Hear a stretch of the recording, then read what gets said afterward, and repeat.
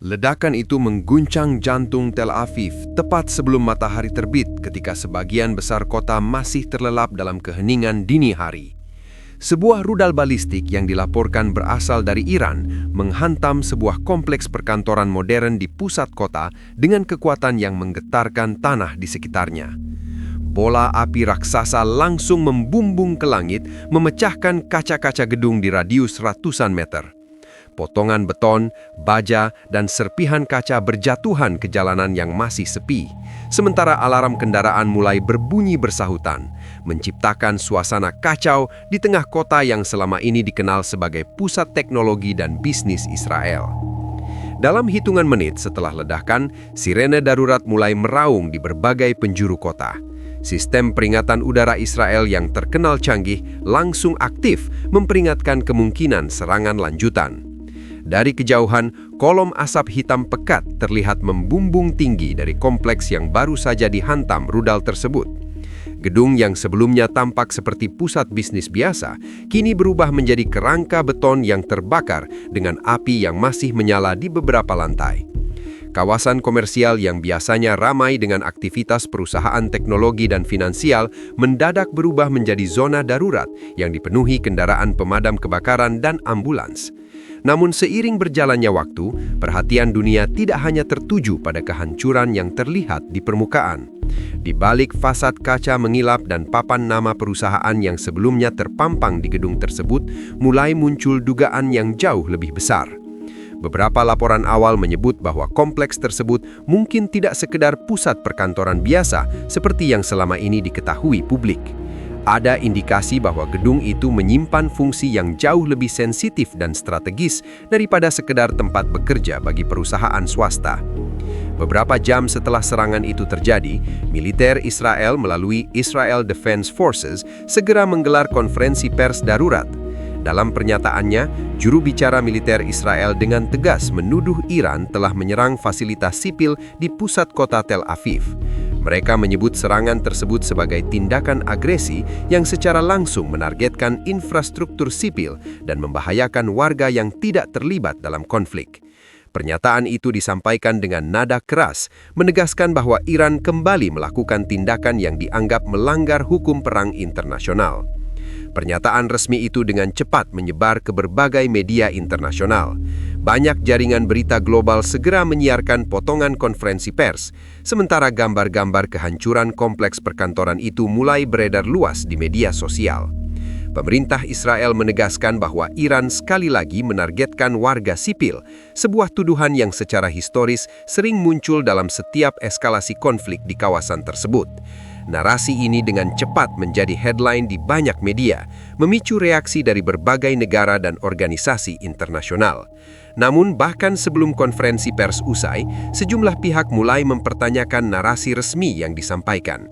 Beberapa detail yang muncul di lapangan tampak tidak sepenuhnya selaras dengan gambaran bahwa kompleks tersebut adalah fasilitas sipil biasa. Para pengamat yang mengenal kawasan itu mulai mengemukakan keraguan mereka, memicu diskusi yang semakin luas di kalangan analis keamanan dan jurnalis investigatif.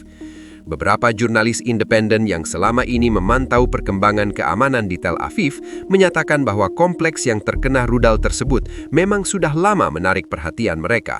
Menurut laporan mereka, gedung itu tidak pernah beroperasi seperti kompleks perkantoran normal. Aktivitas di dalamnya terlihat sangat terbatas dan seringkali diselimuti kerahasiaan yang tidak biasa untuk sebuah fasilitas komersial.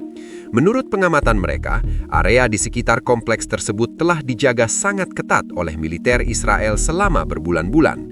Berbagai checkpoint bersenjata ditempatkan di sekitar perimeter, sementara kendaraan keamanan terlihat melakukan patroli secara rutin. Bahkan beberapa jalan di sekitar gedung seringkali ditutup tanpa penjelasan yang jelas. Bagi sebagian warga yang tinggal atau bekerja di sekitar kawasan itu, pengamanan berlapis seperti ini terasa lebih mirip perlindungan fasilitas militer daripada gedung bisnis biasa.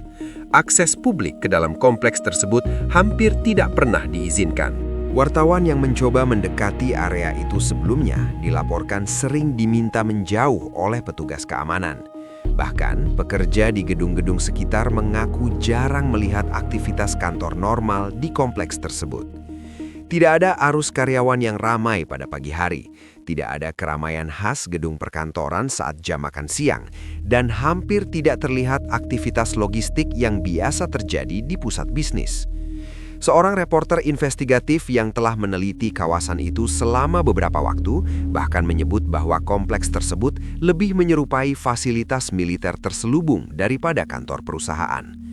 Ia mencatat adanya pola keluar masuk kendaraan yang tidak biasa, termasuk kendaraan yang tampak seperti milik militer. Selain itu, beberapa bagian gedung dilaporkan memiliki perlimbungan struktur tambahan yang jarang ditemukan pada bangunan komersial biasa. Tak lama setelah ledakan itu terjadi, sebuah pernyataan yang sangat berbeda muncul dari sumber yang berafiliasi dengan Islamic Revolutionary Guard Corps atau IRGC. Dalam pernyataan tersebut, mereka menolak keras tuduhan bahwa Iran menargetkan fasilitas sipil. Sebaliknya, mereka menyatakan bahwa target serangan tersebut merupakan bagian dari infrastruktur militer Israel yang disamarkan sebagai bangunan sipil di pusat kota. Menurut pernyataan IRGC, rudal yang diluncurkan Iran secara spesifik menargetkan pusat komando dan komunikasi rahasia militer Israel yang berada di kompleks tersebut. Fasilitas itu disebut digunakan untuk mengkoordinasikan operasi militer yang sedang berlangsung dalam konflik saat ini. IRGC mengklaim bahwa gedung tersebut memainkan peran penting dalam jaringan komunikasi strategis militer Israel. Lebih jauh lagi, IRGC menyebut fasilitas tersebut sebagai node komunikasi strategis bagi militer Israel di jantung Tel Aviv. Menurut mereka, berbagai sistem komunikasi, koordinasi operasi, dan pemantauan militer terpusat di lokasi tersebut. Jika klaim ini benar, maka gedung yang selama ini terlihat seperti kompleks perkantoran biasa sebenarnya memiliki fungsi yang sangat berbeda dari yang diketahui publik. Jika klaim tersebut terbukti benar, maka implikasinya sangat besar. Kompleks itu tidak lagi dapat dikategorikan sebagai target sipil, melainkan sebagai pusat militer yang disamarkan. Dalam konteks hukum konflik bersenjata, penggunaan fasilitas sipil sebagai kedok bagi operasi militer merupakan isu yang sangat sensitif dan kontroversial. Seiring dengan berkembangnya laporan dari lapangan, beberapa analis keamanan internasional mulai memperhatikan detail lain yang dianggap mencurigakan. Mereka mulai meneliti foto-foto satelit, rekaman video lama, serta laporan aktivitas di sekitar kompleks tersebut. Dari analisis awal, muncul sejumlah indikasi teknis yang menimbulkan pertanyaan baru mengenai fungsi sebenarnya dari gedung yang kini telah menjadi puing-puing itu. Sejumlah foto yang beredar dari beberapa bulan sebelum serangan kini kembali dianalisis oleh para peneliti keamanan dan jurnalis investigatif. Dalam gambar-gambar tersebut, terlihat jelas keberadaan antena komunikasi berukuran besar, serta beberapa perangkat satelit yang terpasang di atap kompleks tersebut di Tel Aviv. Peralatan itu tidak hanya 1 atau 2 unit, tetapi tampak sebagai sistem komunikasi yang cukup kompleks dengan struktur logam tinggi dan panel parabola yang diarahkan ke berbagai sudut langit. Bagi para analis teknologi militer, keberadaan perangkat seperti itu menimbulkan tanda tanya besar. Peralatan komunikasi berkapasitas tinggi semacam ini sangat jarang ditemukan di kompleks perkantoran komersial biasa. Umumnya, gedung perkantoran hanya memiliki antena kecil untuk kebutuhan jaringan internet atau komunikasi internal. Namun, instalasi yang terlihat di atap gedung tersebut tampak lebih menyerupai sistem komunikasi strategis yang digunakan untuk transmisi data militer atau koordinasi operasi dalam skala besar. Selain itu, beberapa rekaman video dan foto yang diambil warga sekitar dalam beberapa bulan terakhir menunjukkan hal lain yang tidak kalah menarik. Kendaraan yang diduga milik Israel terlihat rutin keluar masuk area kompleks tersebut. Beberapa di antaranya tampak seperti kendaraan komunikasi taktis, sementara yang lain menyerupai kendaraan pengangkut personel yang biasa digunakan oleh Israel Defense Forces. Aktivitas ini menimbulkan spekulasi bahwa fasilitas tersebut memang memiliki fungsi yang jauh lebih sensitif daripada sekadar kantor bisnis. Kombinasi antara temuan visual, laporan jurnalis, dan analisis teknis ini membuat narasi resmi Israel mulai dipertanyakan oleh banyak pihak. Beberapa media internasional mulai mengangkat kemungkinan bahwa gedung yang dihantam rudal tersebut mungkin bukan fasilitas sipil murni seperti yang dinyatakan dalam konferensi pers. Diskusi yang awalnya hanya muncul di kalangan analis, kini mulai merambah ke ruang publik yang lebih luas. Beberapa pakar geopolitik bahkan menyebut bahwa insiden ini berpotensi membuka kembali perdebatan mengenai praktik lama yang jarang dibicarakan secara terbuka dalam konflik modern. Mereka menilai bahwa perang saat ini tidak hanya melibatkan senjata dan strategi militer, tetapi juga permainan narasi dan persepsi global. Salah satu praktik yang sering disebut dalam diskusi tersebut adalah penggunaan fasilitas sipil sebagai kedok bagi operasi militer rahasia. Dalam beberapa konflik di berbagai belahan dunia, fasilitas yang tampak seperti gedung sipil kadang digunakan untuk menutupi aktivitas militer strategis agar tidak mudah terdeteksi oleh lawan. Jika benar bahwa kompleks di Tel Aviv tersebut digunakan dengan cara seperti itu, maka konsekuensinya sangat besar. Praktik tersebut beresiko menjadikan area sipil sebagai medan perang tanpa diketahui oleh masyarakat umum yang tinggal atau bekerja di sekitarnya. Dalam kondisi seperti itu, garis antara target militer dan objek sipil menjadi semakin kabur. Istilah yang mulai sering muncul dalam diskusi analis keamanan terkait insiden ini adalah operasi false flag. Istilah ini merujuk pada operasi yang dirancang untuk menciptakan persepsi tertentu mengenai siapa pelaku sebenarnya atau mengenai sifat sebuah insiden. Dalam konteks geopolitik, operasi semacam itu sering dikaitkan dengan upaya membangun narasi yang dapat membenarkan tindakan militer atau memperkuat posisi politik di mata dunia internasional.